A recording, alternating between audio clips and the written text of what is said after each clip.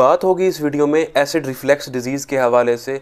अक्सर लोग इस चीज़ की कंप्लेंट कर रहे होते हैं कि जो खुराक की नाली है उसमें ज़्यादा जलन की कैफियत रहती है, जिसको हम हार्टबर्न कहते हैं। तो दरअसल ये कैफियत स्टोमक के अंदर जो एसिड प्रोडक्शन हो रही होती है उसके कम हो जाने की वजह से होती है। अगर इस कंडीशन में आप एंट एसिड मेडिकेशन ले लें, जो प्रोटॉन पंप इनहिबिटर हैं, अगर वो ले लें तो उससे इंस्टेंटली रिलीफ बाज़ औक़ात मिल जाता है, लेकिन ये कोई प्रॉब्लम का सलूशन नहीं है। इसके बाद जो सिम्टम्स होती हैं वो और ज़्यादा इंक्रीज़ हो जाती हैं।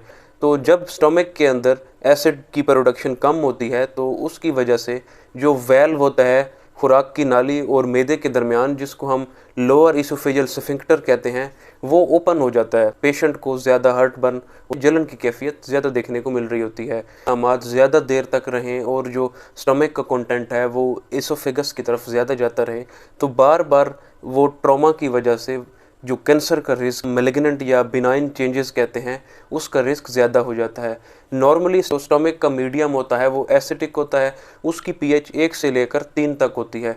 लेकिन कुछ ऐसी वजूहत होती हैं जिनमें जो पीएच होती है वो ज़्यादा हो जाती है, अल्कलाइन साइड पे पीएच चली जाती है। तो उन कंडीशंस में इस तरह की प्रॉब्लम्स कॉमनली देखने को मिलती हैं। नॉर्मल बॉडी का पैटर्न है जिसमें जो फूड पर्सन इंजेस्ट कर रहा होता है, जो वो खुराक खा रहा होता है, स्टोमक के अंदर जाके जब उसकी ब्रेकडाउन होती है तो उसके अंदर जो हाइड्रोक्लोराइड है वो अपना रोल प्ले कर रहा होता है। इसके अलावा जो खुराक के साथ जर्म्स, जो बैक्टीरिया बॉडी के अंदर चले जाते हैं तो स्टोमक का एसिड उनको भी मार देता है। एब्जॉर्प्शन और जो फूड की ब्रेकडाउन का प्रोसेस होता है उसका आगाज़ मैदे के अंदर ही हो जाता है।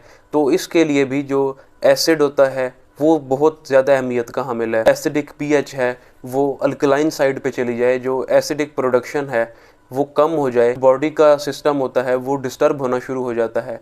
जितने बैक्टीरियाज पहले इनएक्टिव फॉर्म में थे या स्टोमक का एसिड उनको किल कर देता था, वो अब अपनी एक्टिव फॉर्म में आना शुरू हो जाते हैं। इसके अलावा जो विटामिन्स और मिनरल्स के एब्जॉर्प्शन के अंदर इसका रोल था, तो उनकी एब्जॉर्प्शन का प्रोसेस वो भी स्लो डाउन हो जाएगा।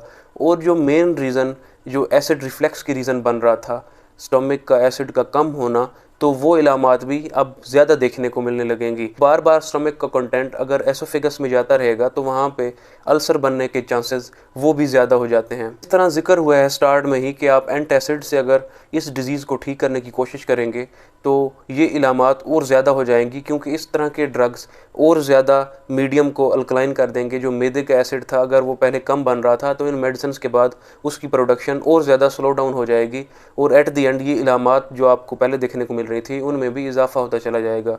और एट द एंड जो कैल्सिफाइड टिश्यूज़ होते हैं उनकी फॉर्मेशन स्टोमक के अंदर ज़्यादा होने लग जाए। ऐसी इलामात जो पहले देखने को नहीं मिल रही थी, अब वो इलामात का सामना भी पेशेंट को करना पड़ेगा, जिनमें इनडाइजेशन की कैफियत ज़्यादा, ब्लोटिंग, फ्लैटुलेंस, इस तरह की इलामात अब ज़्यादा देखने को मिलेंगी। बॉडी में नेगेटिव चेंजेस ज़्यादा हो जाएंगी, वज़न कम होना शुरू हो जाएगा, ज़्यादा वीकनेस, लिथार्जिक की कैफियत का पेशेंट को अब सामना करना पड़ेगा। बैक्टीरिया पहले किल हो जाया करते थे एसिडिक मीडियम की वजह से, अब उनकी ग्रोथ वो ज़्यादा हो जाएगी, अब इन्फेक्शंस का रिस्क बढ़ जाएगा। डिज़ीज़ को ट्रीट करना चाहते हैं तो अगर मेडिकली बात करें तो फेरिस्ट रिटेन्ड हाइड्रोक्लोराइड कैप्सूल्स हैं, इनका इंटेक आप बढ़ा दें। इसके अलावा एप्पल साइडर विनीगर की कैप्सूल्स भी अवेलेबल हैं, आप उनका इंटेक भी ज़्यादा करें। अगर इसके बावजूद भी सिम्टम्स सेटल डाउन ना हो रही हों तो इस कंडीशन में पेशेंट को कुछ और ड्रग्स रिकमेंड किए जाते हैं, जिनमें D2 रिसेप्टर एंटागोनिस्ट, ये डोपामिन D2 रिसेप्टर के एंटागोनिस्ट होते हैं,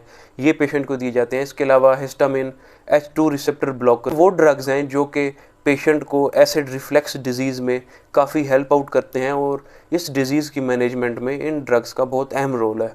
कुछ और डाइटरी हैबिट्स की बात करें तो उनमें जितने भी स्पाइसी फूड, स्मोकिंग की हैबिट, इन चीज़ों से भी आपको निकलना होगा। कुछ और जो स्लीप पैटर्न आपका डिस्टर्ब है, आप उस स्लीप पैटर्न को बेहतर करें। जो बेड की हेड साइड है आप उसको एलिवेट करके रखें, ताकि जो एसिड कंटेंट आपका बार बार एसोफेगस में आके एसिड रिफ्लेक्स डिजीज़ की वजह बन रहा था तो आप उससे जल्द अज जल्द निकल सकें।